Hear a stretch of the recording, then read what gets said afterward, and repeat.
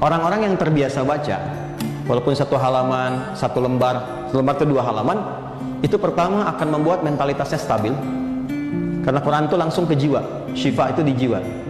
Yang kedua, memberikan keberkahan pada aktivitas, lebih tenang. Dan rumusannya kan di mahfudzat, jiwa yang tenang melahirkan aktivitas yang cemerlang.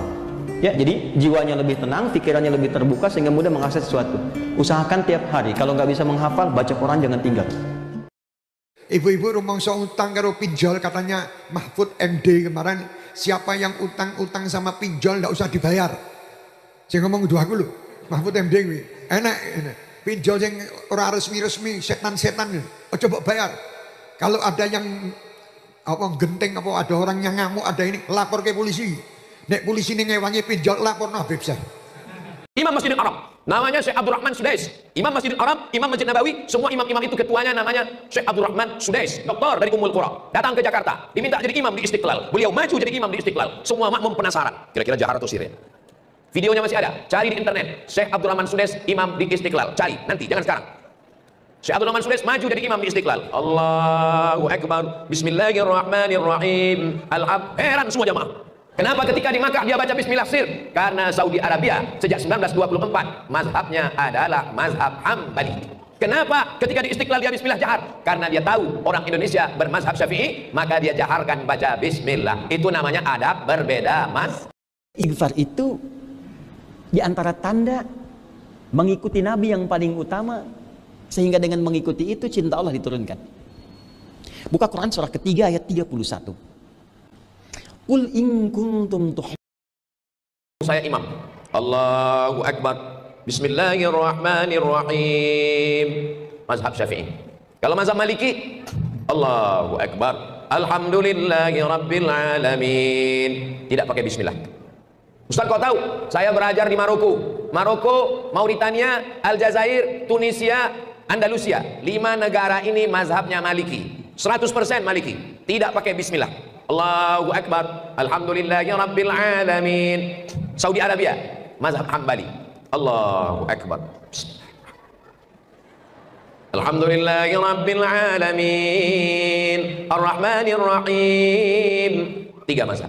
Mazhab Syafi'i jahar, Bismillahirrahmanirrahim. Mazhab Maliki tidak pakai basmalah sama sekali. Mazhab Hambali dan Hanafi sir. Yang benar mana Pak Ustaz? Semuanya benar.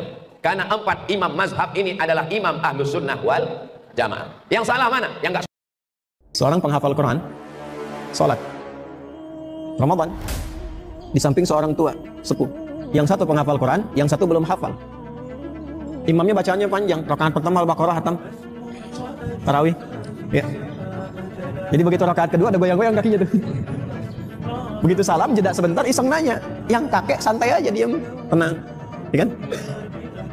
Tanya, Kek, kenapa kakek bisa begitu tenang sholat? Sedangkan saya yang hafal Quran aja udah goyang-goyang. Anda kan sholat karena hafalan Quran Anda dan kekuatan Anda untuk menunaikan sholat. Sedangkan saya sholat karena iman saya dan merasa diawasi oleh Allah Subhanahu wa Ta'ala. Nah, alim itu yang pertama kali khasyahnya. Bisa doa-doa pokok minta kepada Allah supaya dikuatkan keimanan, keislamannya, istiqomah sampai wafat. Itu penting. Al-Quran itu tidak turun dalam bentuk kertas yang melayang-layang dari langit.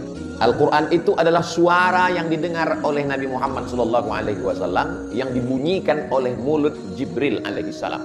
Ketika Jibril membacakan ayat itu, Nabi Muhammad langsung mengucapkannya karena nggak sabar, takut lupa. Lalu kemudian Allah mengatakan, la tuharrik bihi lisanaka lita'jala bih. Jangan gerakkan lidahmu ketika Jibril baca ayat. Inna alaina jam'ahu wa qur'anah. Kami yang akan mengumpulkan bacaannya dan kami yang membacakannya. Jibril membaca didengar Nabi Muhammad SAW, Nabi membaca didengar oleh sahabat, sahabat membaca didengar oleh tabi'in, tabi'in membaca didengar oleh tabi'in, sampailah ke kiai membaca. Wahai saudaraku, di dunia ini manusia yang paling harus kita kasihani adalah diri kita sendiri. Karena surga belum pasti, amal masih sedikit terkadang diiringi ria, ibadah masih lalai, lisan terkadang melukai, dan dengan malas akrab sekali.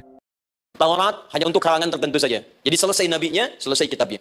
Injil hanya kalangan tertentu saja. Nabinya selesai kemudian misinya. Tapi Al-Quran tidak. Ini kalimat pertama langsung dari Allah, walaupun nabinya wafat, tapi karena Al-Qurannya didesain oleh Allah untuk seluruh manusia sampai kehidupan berakhir, maka pasti Al-Quran itu di setiap masa akan mampu dijadikan pedoman dalam kehidupan. Nah, jadi prinsip pertama, ketika Allah menurunkan Al-Quran, sebenarnya tujuan utamanya bukan sekedar dibaca. Kan? Tapi di dalamnya itu ada petunjuk hidup, Pak, Bu. Dan yang buat, yang menciptakan kita. Bukankah Anda kalau ingin memperbaiki sesuatu akan datang kepada penemunya, penciptanya? Anda punya mobil, ada persoalan, bukankah datangnya ke dealer? Sekarang kita ingin tahu persoalan hidup kita. Ingin tahu gambaran hidup kita. Ingin tahu misi dan visi hidup kita. Kemana kita kemudian bertanya? Pada pencipta kita. Dapat THR, jangan dulukan beli baju baru. Tapi utamakan bayar hutang dulu. Karena baju baru akan kau tinggal setelah mati. Tapi hutang akan tetap kau bawa setelah mati. Betul, memang sebaiknya prioritas pertama saat menerima THR, tunjangan hari raya, adalah untuk menyelesaikan kewajiban yang lebih mendesak seperti membayar hutang. Memang menyenangkan membeli baju baru, namun jika ada hutang yang harus diselesaikan, itu lebih penting agar tidak menambah beban di masa depan. Setelah itu, baru bisa mempertimbangkan kebutuhan lainnya, seperti membeli baju baru atau hal-hal lain yang mendukung kebahagiaan. Saudaraku, ketika Allah ambil nikmat sujud dari hatimu, ketika Allah murka terhadapmu, Dia tak akan menghentikan nafasmu. Dia juga tak akan berhenti memberikan rezeki padamu. Namun Allah jadikan hatimu terkunci, sehingga kau tak lagi menikmati solatmu. Juga berat hatimu untuk menegakkan solat, hingga pada akhirnya Allah ambil keutamaan bersujud darimu.